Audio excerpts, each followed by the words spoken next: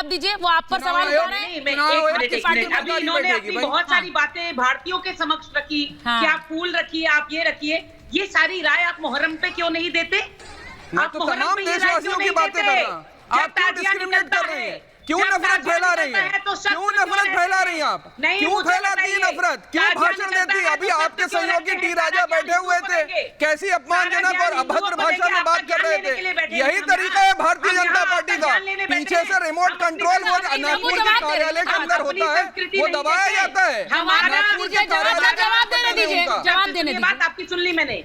हमारा जो है धर्म क्या कहता है, हमारे रूल्स क्या कहते हैं, संविधान क्या कहता है, ज्ञान सुने। आप संविधान से चलाएंगे या आस्था के बुनियाद पे चलाना चाह रही देश को? संविधान कहता है संविधान क्या कहता है?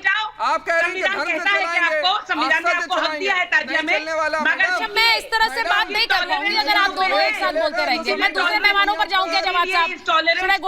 हिंदू कभी कोर्ट नहीं जाता कि देखिए मुहर्रम पे ये चेंजेस करवाइए, ईद में ये चेंजेस करवाइए। अरे साल में 3 बार ईद आती है, रामनवमी तो साल में 1 बार आती है। कभी किसी हिंदू को देखा ईद पर हमला करते हुए? तो टॉलरेंस हिंदू के अंदर था, है और रहेगा। उसका नाजायज फायदा आप उठा रहे हैं। आज टी राजा जिस भी जुबान में बोले वही जबान आपको समझ में आती है। वही भाषा चाहती है, देश के अंदर आग लगाने वाली भाषा पसंद आती है आपको। सीधी बात यह है, देखिए समर्थन कर रही है ऐसी भाषा को जिसने अभी आपने स्टूडियो में आपने अपनी असहमति बताई, क्या आप उस भाषा से असहमत हैं? लेकिन भारतीय जनता पार्टी की मेरी बड़ी बहन बैठी है, प्रवक्ता है, मैं सम्मान करता हूँ महिला के नाते, भाषा का राजनेताओं की भाषा तो खराब होती है अभी और कई की होती है। सुनिए नहीं आप तब से बोल रहे हैं, एक बार रुक जाइए जवाब साहब। आपने आपत्ति दर्ज कराई अपनी भाषा पे, लेकिन ये समर्थन कर रही है। यही है, यही भारतीय जनता पार्टी का असली चेहरा है। स्टूडियो में होते हैं ना, we have the ability to hijack the debate, please don't do that, क्योंकि जो बाहर से मेहमान होते हैं ना उनके लिए मुश्किल होता है। आपने अभी आपत्ति इसीलिए आपसे नहीं तो मैं उनसे सवाल पूछूं कि नहीं, या फिर आप ही मेरा रोल लेना चाहते हैं? आप ही पूछ लीजिए, फिर मैं चुप हो जाती हूँ। आप बोलते रहिए, आप पूछते रहिए सवाल सबसे। मैं सिर्फ ये कह रही हूँ प्रियंका जी, ये अगर इस तरह से सियासी बयानबाजी होगी तो फिर देयर इज नो एंड, फिर तो दोनों तरफ से होता रहेगा ना। टी राजा भी धमकाएंगे वहां से, अकबरुद्दीन ओवैसी भी धमकाएंगे, ये हैदराबाद में तस्वीर होती रहेगी, पश्चिम बंगाल की तो तस्वीर हम देख ही रहे हैं, वहां से ममता बनर्जी बयान देती रहती है धमकाने वाले, इधर से आपके लोग नेता देते हैं। हाँ सुनिए, पश्चिम बंगाल का हिंदू मार नहीं खाता रहेगा इनसे। लॉ एंड ऑर्डर के नाम पर ये ऊपर से बोतलें बरसाएंगे। अगर इतने लॉ एंड ऑर्डर की चिंता थी ममता बनर्जी को, तो क्यों लिखित में कंप्लेन नहीं दी इलेक्शन कमीशन को? क्यों लिखित में होम मिनिस्ट्री को नहीं कहा कि मेरे पास आईबी की इंफॉर्मेशन है? आपने जाके दंगे लगवाए। वैलिड पॉइंट है। दो कम्युनिटी के बीच में झगड़े लगाता है, जो 2 कम्युनिटी के बीच में झगड़े और दंगे लगवाता है, उसके लिए आईपीसी में सजा है, उसको अरेस्ट किया जाना चाहिए। समझ गया है ये हिंदू तो है नहीं है। Instigating and provoking violence, she should be arrested. Mamata Banerjee should be arrested with immediate effect. भाई वो ये कह रही है, सुनिए मेरी बात, जो उन्होंने सवाल उठाया है मैं उस पर आ रही हूँ। संजय सरकार जी जरा जवाब दीजिए। संजय सरकार और प्रियंका जी प्लीज स्क्रीन पे। मैं संजय सरकार जी आपसे, प्रियंका जी ने एक सवाल पूछा, उन्होंने कहा कि आप 1 हफ्ते से आपकी नेत्री ये बोलती रही कि दंगे होने वाले हैं, दंगे होने वाले हैं, तो उन्होंने इस तरह की कोई कंप्लेंट इलेक्शन कमीशन को क्यों नहीं दी कि यहाँ पर परिस्थिति खराब हो सकती है, या फिर सिर्फ सभाओं से इसको बोलकर वहां पर उसका इस्तेमाल करना था सियासी रूप से? संजय जी। नहीं देखिए, हम लोग हर बयान हम लोग जब देते हैं दीदी, बहुत समझबूझ के देते हैं। जब धनराम सिंह को घर में 26 मार्च एनआईए को जो एसपी को घर में 6:30 में घुसता है, 7:22 में निकालता है, और एसपी धनराम सिंह को घर में पैसा देने जाता है जितेंद्र तिवारी, और उसके बाद एनआईए रेड भूपति नगर में एनआईए रेड करने के लिए चला जाता है। तब तो पहले भी खबर था। और दूसरा नंबर ये खबर तो था मुकेश को हटाने के कारण है, मुकेश कुमार जी को हटाने के कारण था इस कारण था जो मुकेश को हटाए जाएंगे और दंगा फसाद कर देंगे, लेकिन इसमें भी नाकाम हो गया है। नाकाम इस कारण में हो गया, प्रियंका जी वो बोल रही हैं, बोल रहे हैं अभी।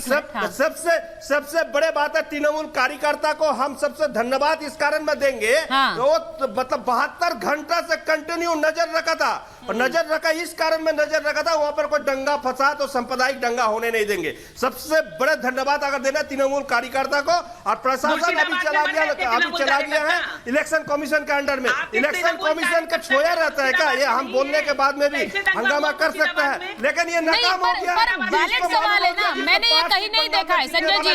संजय जी, रामनवमी का अगर हिंसा में संजय जी, इसको अगर ऑक्सीजन मिलता है, अब आप इसको तस्वीर को जरा उल्टा कर दीजिए संजय जी। मैं आपको एक एग्जांपल दे रही हूँ, जरा इसे सुनिए संजय जी, इसको जरा सुनिए। विनोद जी आप भी सुनिएगा, ममता जी सुनिए जरा, जवाद साहब ये इसको उल्टा कर दीजिए। एक हफ्ते तक अगर योगी आदित्यनाथ यूपी में कहते रहे यहाँ दंगा होने वाला है, यहाँ दंगा होने वाला है, और फिर वहां पर जाकर पत्थरबाजी हो जाए तो सब लोग चढ़ जाएंगे कि नहीं चढ़ जाएंगे ये अपने बयानों को लेकर के? देखिए ये तो कहते रहे इन्होंने कुछ काम नहीं किया, इसको उल्टा कर दीजिए जरा। मैं सिर्फ बोल रही हूं आपसे, और ये होगा और होना भी चाहिए, होना भी चाहिए। मैं इसीलिए सवाल पूछ रही हूं ममता जी, क्योंकि ये कोई मुख्यमंत्री बार बार ये कहता रहे और उसके बाद कोई कंप्लेंट भी ना कहे, जो बात प्रियंका जी ने कही, तो ये सवाल उठेंगे क्यों नहीं उठेंगे? बताइए ममता जी। बिल्कुल उठेंगे। प्रियंका जी ने जो चीजें बोली हैं वो शब्दशः एकदम सही हैं। हाँ। एक मुख्यमंत्री है ममता बनर्जी, और इतिहास रहा है वेस्ट बंगाल का, चाहे दुर्गा पूजा के समय पर देख लीजिए पंडाल के पंडाल तोड़ दिए जाते हैं। पिछले साल रामनवमी पर 3 जगह पर भयंकर पत्थरबाजी हुई। इस बार मुर्शिदाबाद में 18 से ज्यादा लोग घायल हो गए।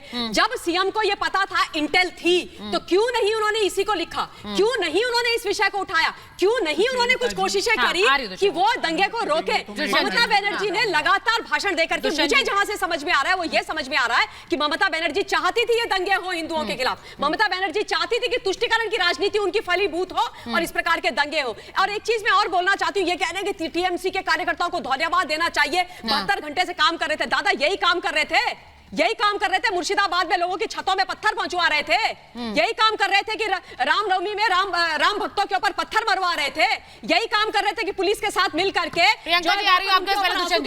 गोले दाग रहे थे। दुष्यंत जी आप बोलना चाह रहे हैं? जी हमें ये ज्ञात होना चाहिए कि देश में चुनाव चल रहा है, आदर्श आचार संहिता लगी हुई है। हाँ। चुनाव आयोग के नियंत्रण में सारे पुलिस, डिस्ट्रिक्ट कलेक्टर, सभी निकाय जितने भी हैं लॉ एंड ऑर्डर को संभालने वाले, वो चुनाव आयोग के नियंत्रण में है। हाँ। तो डिसीजन चुनाव आयोग को लेना है। तो ममता बनर्जी ने चुनाव आयोग को लिखा क्यों नहीं कि भैया यही तो पूछ रहे हैं वाला है? पत्र क्यों नहीं लिखा मुख्यमंत्री ने? मुख्यमंत्री तो वो है कि आचार संहिता लगते ही वो मुख्यमंत्री नहीं रही।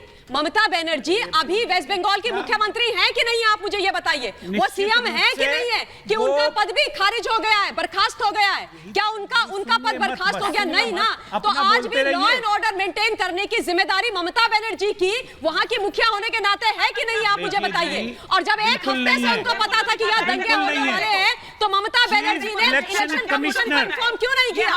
क्यों नहीं किया ममता बनर्जी ने? ठीक है, एक मिनट ममता जी ने इन्फॉर्म किया। क्या बात प्रियंका जी क्या बात कर रहे हैं आप? बिल्कुल मैं सही कह रहा हूँ। नहीं प्रियंका जी बोलिए, नहीं आप गलत कह रहे हैं। प्रियंका जी की जिम्मेवारी है किसी अधिकारी ने ठीक से ये भाषा जो है ये नहीं समझते। करने का अधिकार ये हमारी संस्कृति को, हमारी सभ्यता को, हमारी आचरण को ये प्रश्न करते हैं। क्या फोटो दिखाते हैं बार बार? देखिए इसको शस्त्र पूजन बोलते हैं, मगर आप आधा अधूरा हिंदू है, आप नहीं जानेगा, हम आपको बता देता है। लेकिन ये तलवार किसी का गला काटने के लिए नहीं उठा, ये तलवार अपने आप को बचाने के लिए उठती है, और ये हमारी संस्कृति में है।